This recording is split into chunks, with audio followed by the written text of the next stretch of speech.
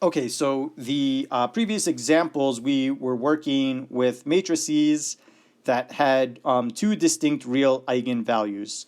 And in those cases, we went through the algebra about how to find the eigenvectors and then how we can use that information to write out general solutions. There are going to be some examples, we've already dealt with them, where the eigenvalues are either complex or perhaps we get one repeated real root.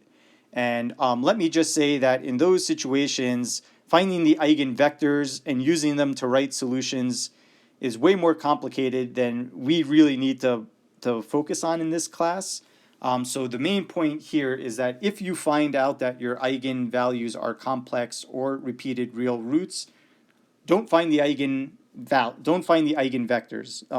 If you're curious about how to do it, the textbook explains it.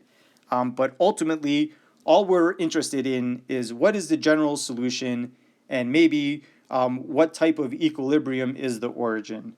So to find general solutions, we don't need to find the eigenvectors. Just do the technique that we worked on last week, that you worked on the previous homework, which is by finding the eigenvalues, we know what the general form of the solutions are going to be, and then we can substitute them back into one of the differential equations to find out the relationships between the arbitrary constants.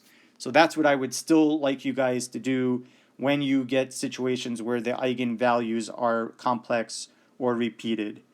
So don't worry about the textbook explains how to do this for complex eigenvalues, and it's complicated, more complicated than we need to worry about in this course.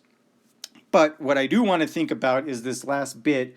So we know how to find general solutions for complex or repeated eigenvalues, but what about how can we determine what type of equilibrium point we might have at the origin? So we saw that previously we were able to identify whether the solutions went in or out from the origin based on the sign of the eigenvalue, and then based on whether things are going in or out, or sometimes in, sometimes out, we're able to classify the equilibrium as being stable or maybe semi-stable or unstable.